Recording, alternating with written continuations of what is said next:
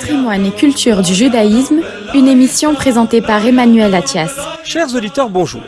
À l'occasion des journées du Tanakh qui doivent se tenir le week-end prochain à Strasbourg, nous avons décidé de convier au micro de PCJ l'un des organisateurs pour nous parler de l'événement à venir et nous faire découvrir par la même occasion un livre magistral du Rav Amnon Bazak dont la venue en France est un véritable événement. Bonjour Nissim Bellassène. Bonjour Emmanuel, merci de l'invitation. Alors nous sommes très heureux de vous recevoir sur RJM. Je vais, si vous le permettez, vous présenter un peu pour les auditeurs de la radio. Diplômé de l'école HEC, vous travaillez comme contrôleur financier dans une société de conseil en ingénierie et vous êtes un passionné d'études religieuses. Hébraïsant et fin lettré, vous êtes l'auteur d'un livre de commentaires sur la Torah, publié au printemps 2021 aux éditions Lishma, connu sous le nom de Puzzle biblique. Je le montre aux auditeurs.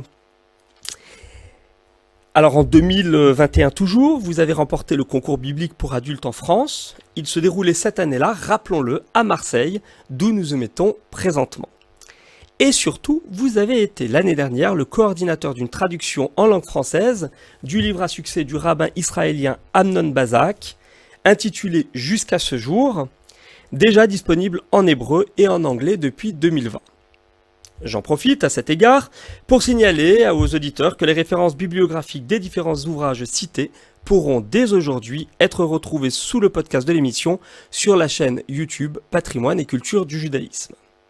Alors Nissim Bellassène, on compte maintenant sur vous pour nous présenter ces fameuses journées du Tanakh dont vous êtes l'un des initiateurs dans sa version francophone avec le Rav Ariel Rebibeux de Strasbourg. En quoi consistent exactement ces rencontres culturelles? Combien de temps vont-elles durer et surtout que va-t-on pouvoir y découvrir? Pour cette journée, ou même plutôt ces journées d'études du Tanakh, ce sont des journées qui vont se dérouler dans un grand événement dont le centre principal sera le lundi 11 novembre à Strasbourg, durant lequel nous aurons 6 intervenants, incluant moi-même, qui proposeront des cours, des conférences sur une étude en profondeur du Tanakh, le Tanakh, la Bible juive, à la fois les 5 livres de Moïse pour la Torah, ensuite les Névi'im, donc les livres des prophètes, avec notamment Josué, Juge, Samuel, les rois, Isaïe, Ézéchiel, etc. Et également les Ketuvim, donc les hagiographes, dans lesquels on a le livre de Ruth, le livre d'Esther, les psaumes, l'Ecclésiaste, les chroniques, Daniel et d'autres. Donc ces journées-là vont être principalement le lundi 11 novembre, et ça a été organisé avec le concours de l'Institut la Mechala Herzog, qui est, je dirais, à l'origine même de ces journées d'études en profondeur, puisque depuis 1991, en Israël, ils organisent ces journées, c'est en été, et ça peut durer jusqu'à 4 ou 5 jours, et on a des intervenants qui viennent du monde entier pour pouvoir dispenser à la fois des cours en anglais et en hébreu sur place. Il se trouve que sur la proposition du professeur Shmuel Wigola, qui était un ancien directeur du Machon Herzog, il y avait ces cours-là également en français, et d'ailleurs j'avais eu l'occasion et le mérite de faire partie des intervenants en 2022, mais c'était uniquement en distanciel, donc par Zoom. Et ce qu'on a fait, c'est qu'on s'est dit avec le Rav Ariel Rebibeux, ce serait quand même très intéressant pour le public francophone et français d'avoir quelque chose qui se passe en présentiel. Et c'est comme ça qu'on a organisé ces journées à Strasbourg. L'idée initiale, c'est d'avoir une seule journée, donc le 11 novembre. Et finalement, au fur et à mesure, on s'est rendu compte qu'on pouvait étoffer cela avec la veille, le dimanche 10, une session introductive, avec notamment une première partie dédiée aux professeurs et aux enseignants de Kodesh, et ensuite une autre partie introductive sur notamment des questions de méthodologie. Et également, on va profiter du fait qu'on a un Shabbat juste avant, on va faire un Shabbat saint à Strasbourg lié à cet événement. Et or, l'invité phare de ces rencontres, cette année en plus, c'est le Rav Amnon Bazak, dont nous parlions en introduction. Est-ce que vous pourriez un peu nous parler de cet intervenant qui va venir donc pour un certain nombre de ces rencontres, alors pas seulement à Strasbourg, je crois savoir, il commencera à Paris. Est-ce que vous pourriez nous présenter un petit peu son parcours, ses spécificités, et nous dire en quoi sa venue en France est un véritable événement? Alors oui, justement, tout cela, donc toutes ces journées d'études du Tanakh vont avoir un démarrage, je dirais, un premier démarrage à Paris, avec une intervention du Rav Ben Bazak au Centre européen du judaïsme, donc ce jeudi 7 novembre à 20h30. Le Rav Ben Bazak, c'est un rabbin israélien qui est notamment donc enseignant à la Yeshivat Har Etzion, qui est une yeshiva qui se trouve dans le Gush Etzion, un peu au sud de Jérusalem, pour vous situer géographiquement, et qui est une figure montante de cette yeshiva, montante depuis quelques années déjà, et qui officie également en tant que professeur à l'Institut Herzog et au Beth Midrash pour femmes Migdal Oz. C'est un Beth Midrash qui est destiné à enseigner nos textes sacrés, les textes juifs, aux femmes également, puisque l'étude n'est pas réservée qu'aux hommes. Tout à fait. Oui, et en tout cas dans leur vision des choses, il faut pouvoir dispenser un enseignement d'une qualité équivalente à la fois aux hommes et aux femmes.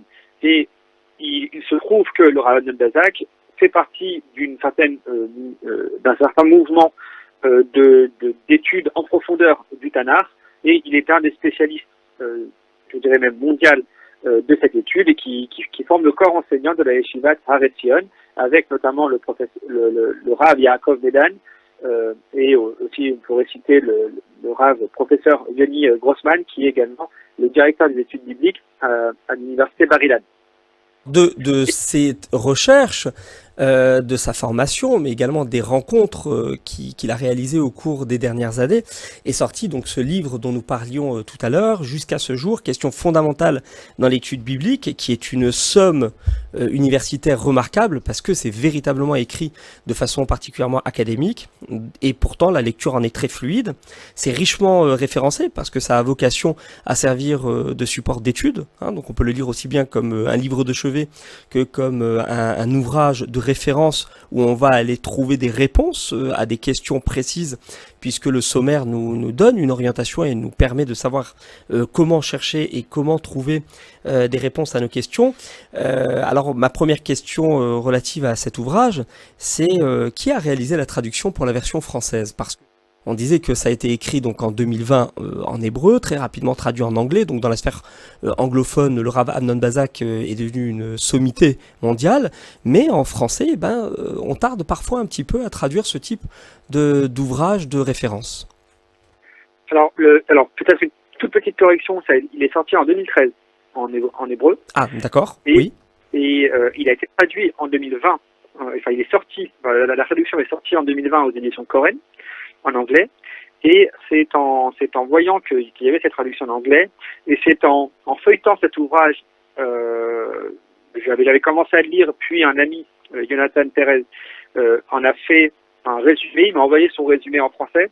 Je me suis rendu compte que le contenu était beaucoup plus intéressant que ce que j'imaginais, et beaucoup plus fondamental, et c'est pourquoi j'ai pris sur moi d'utiliser, de mettre à profit le fait qu'on avait une version anglaise, puisque la traduction de l'hébreu à n'importe quelle autre langue, c'est toujours un grand combat, parce que c'est jamais simple, avec notamment le nombre d'abréviations qui sont pas toujours évidentes et qui peuvent parfois être un peu qui peuvent prêter à confusion. Et une version anglaise, notamment d'excellente facture, puisqu'elle a été éditée par Koren, qui est, je dirais, la maison d'édition anglaise, ou en langue anglaise et également en langue hébreu bien sûr, de référence sur les études du Tanakh. On a sauté sur l'occasion pour pouvoir se dire, voilà, on va essayer de traduire la traduction en restant fidèle à l'original, et c'est pour ça qu'on a eu la chance et le mérite d'avoir l'aide et le soutien du grand rabbin Alexis Blum, que certains Parisiens pourraient connaître, puisqu'il a été rabbin à la synagogue Ansel à Neuilly, et qui nous a aidé à faire la relecture critique de la version française vis-à-vis de la version en hébreu, pour pouvoir nous assurer que le contenu de la version française, qui est une traduction de l'anglais, mais soit également fidèle à la version en hébreu. Et pour cela, pour pouvoir faire cette traduction de l'anglais vers le français, je me suis entouré d'une équipe, à la fois une équipe de relecteurs, qui n'étaient pas forcément des professionnels de la relecture, mais qui étaient tous des passionnés. et qui avaient des profils très différents. On a un historien, on a plusieurs ingénieurs aussi, dont moi-même. Et pour chapeauter cette traduction, pour pouvoir avoir quelque chose d'harmonieux et d'excellente qualité, nous avons fait appel à Myriam à Carmen Sommer, qui a le bon goût d'être à la fois très compétente en études en langue française, puisqu'elle est diplômée de l'école normale supérieure de la Rudine, elle est normalienne. Elle a également été majeure à l'agrégation d'anglais et également, parmi ses autres nombreuses qualités, elle a aussi une énorme compétence dans l'étude, puisqu'elle a été formée à la Yeshivat Maharat. Elle est vraiment très versée dans l'étude de nos textes. Et donc pour moi, c'était vraiment le trio gagnant. Et je me suis dit, c'est vraiment la meilleure personne pour traduire cet ouvrage.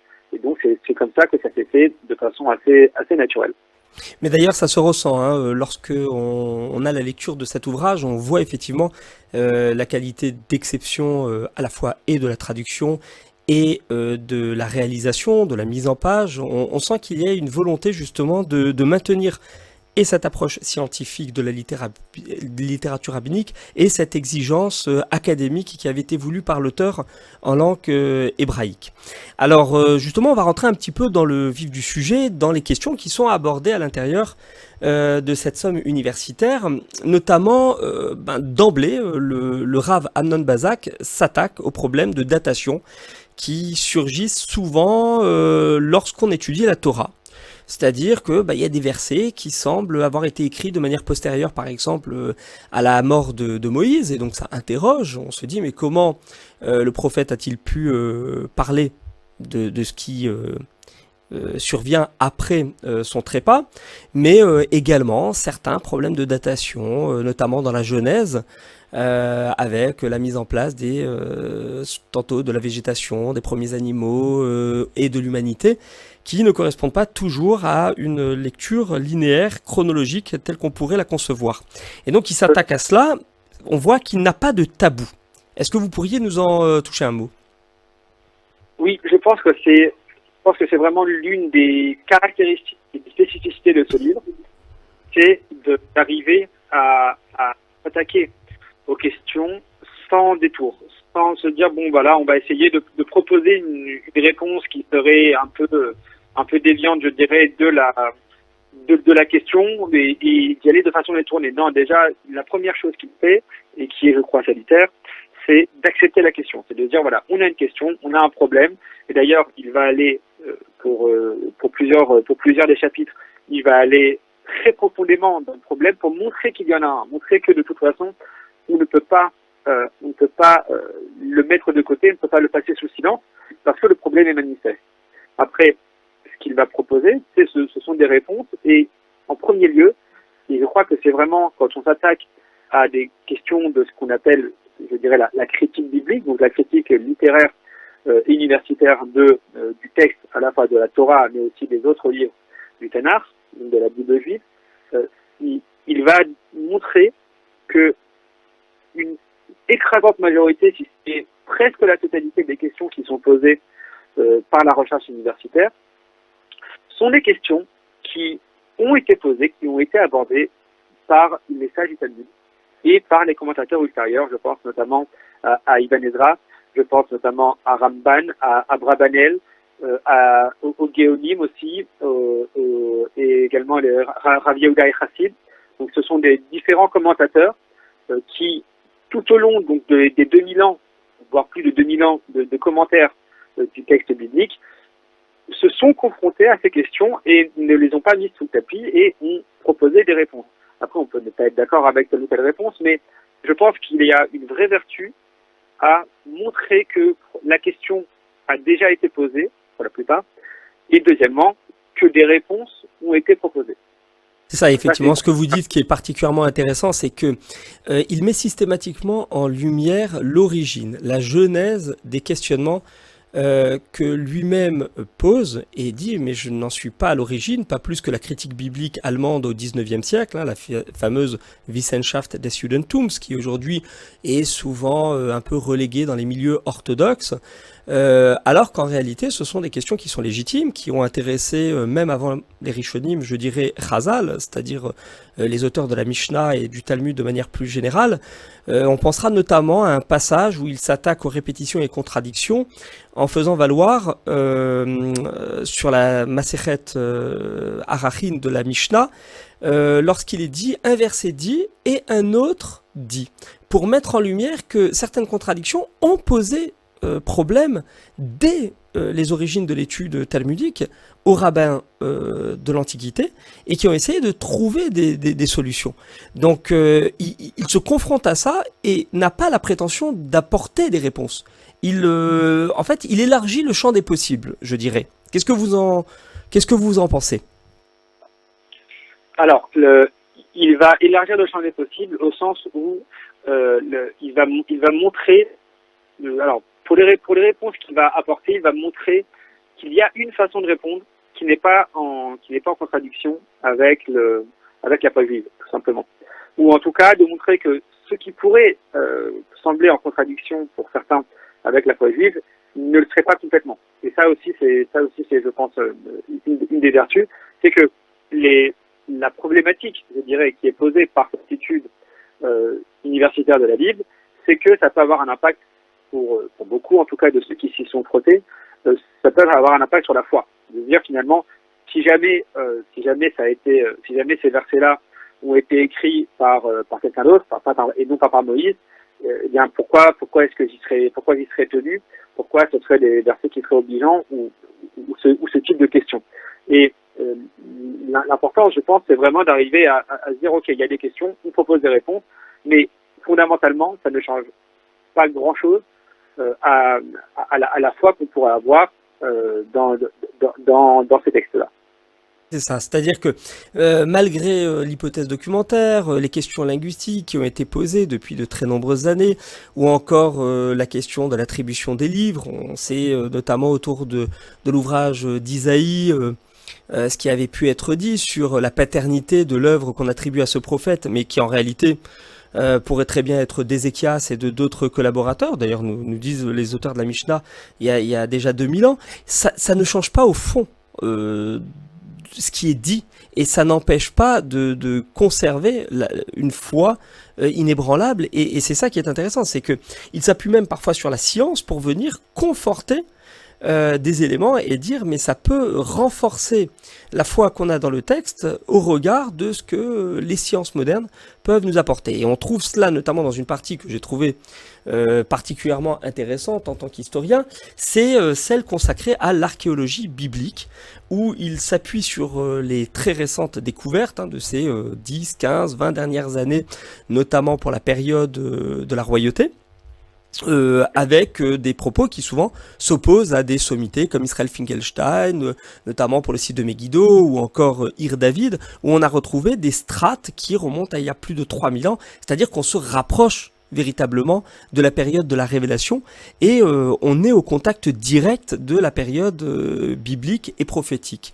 Et en cela, il y a une grande originalité de cette œuvre, parce que eh bien, il fait rentrer le champ universitaire, je dirais laïque, dans la sphère biblique pour venir renforcer des éléments de croyance.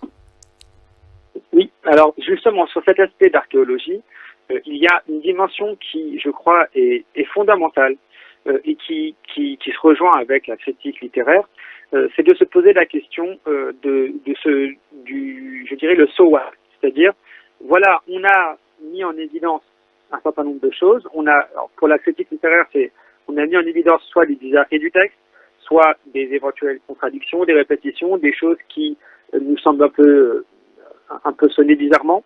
De l'autre côté de l'archéologie, on va faire un certain nombre de découvertes, mais il y a toute la partie interprétative qui va venir et après, qu'est-ce qu'on en fait? On a des données, quelle est l'information qu'on va en retirer et quelles sont les conclusions que l'on va avoir.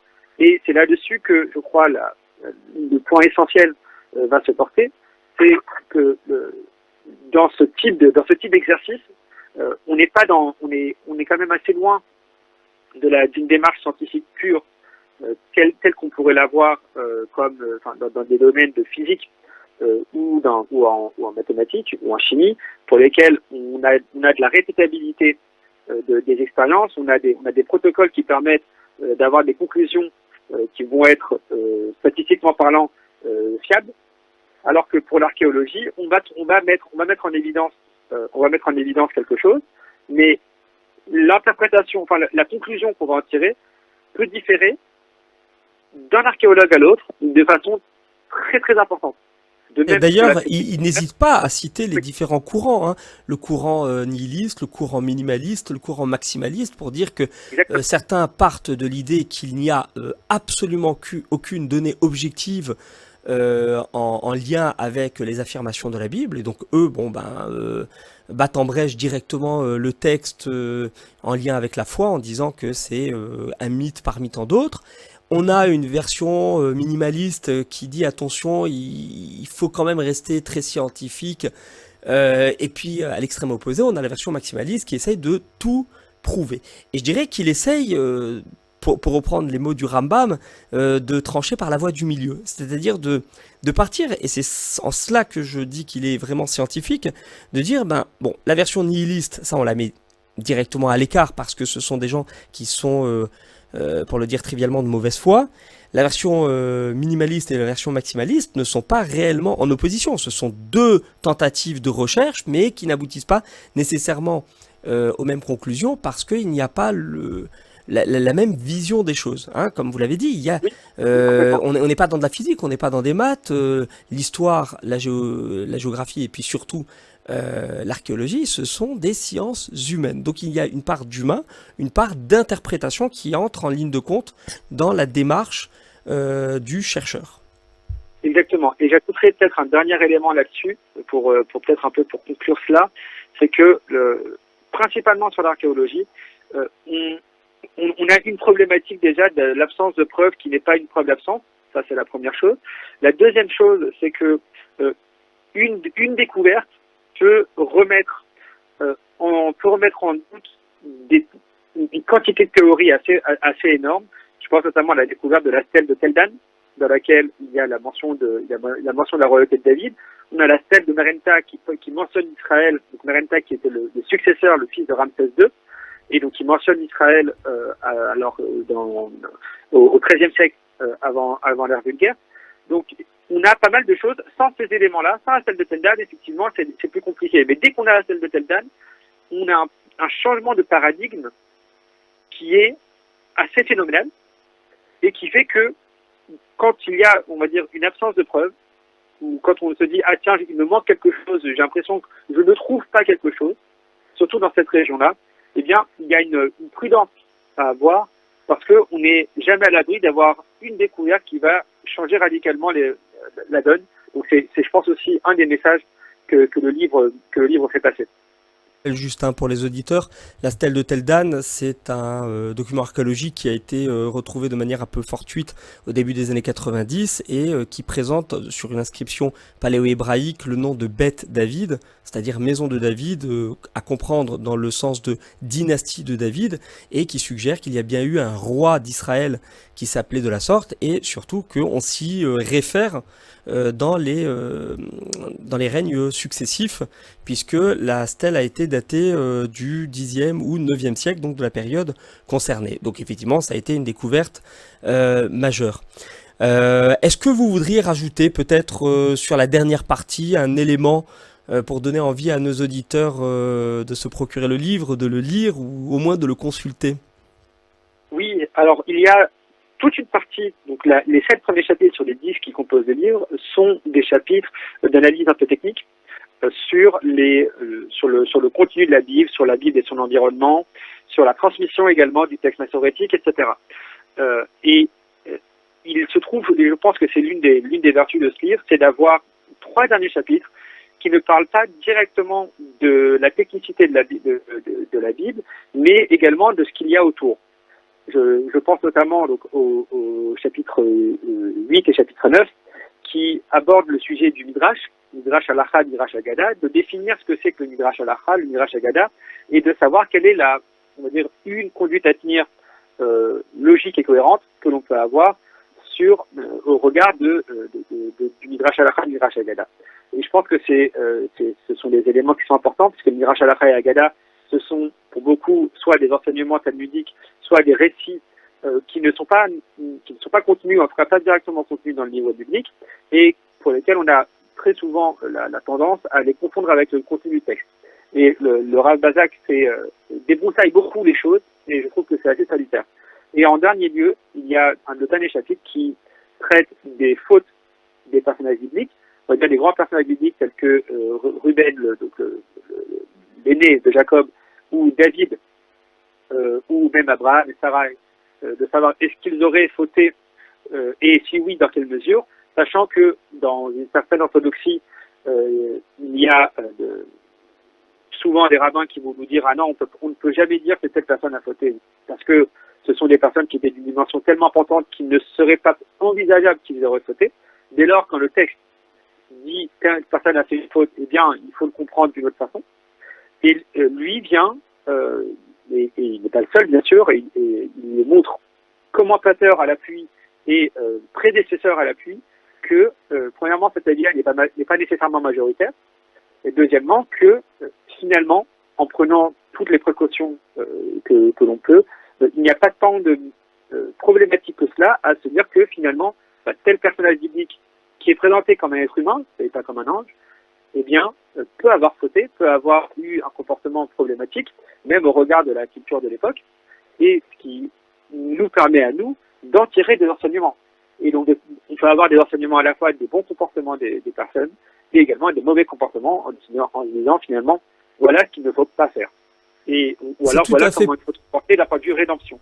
C'est tout à fait passionnant, Nissim. On pourrait en parler des heures et vraiment, j'invite réellement nos auditeurs à découvrir ce livre majeur et à assister donc à ces journées du Tanakh organisées à Paris et Strasbourg dans les jours à venir. On vous remercie. On rappelle que vous êtes l'auteur d'un ouvrage paru il y a 4 ans intitulé Puzzle biblique commentaire sur le Pentateuque et qui avait été préfacé par le grand rabbin de France, Chaim Korsia. Nissim El Hassan, on espère avoir l'occasion de vous réinviter dans une émission ultérieure. On vous remercie d'ores et déjà pour votre intervention du jour et on vous dit à très bientôt. Et on rappelle aux auditeurs qu'ils pourront retrouver donc le podcast et les références bibliographiques liées à cette émission très prochainement sur la page Patrimoine et culture du judaïsme sur YouTube. À très bientôt. Au revoir. Au revoir Emmanuel. Patrimoine et culture du judaïsme, une émission présentée par Emmanuel Attias.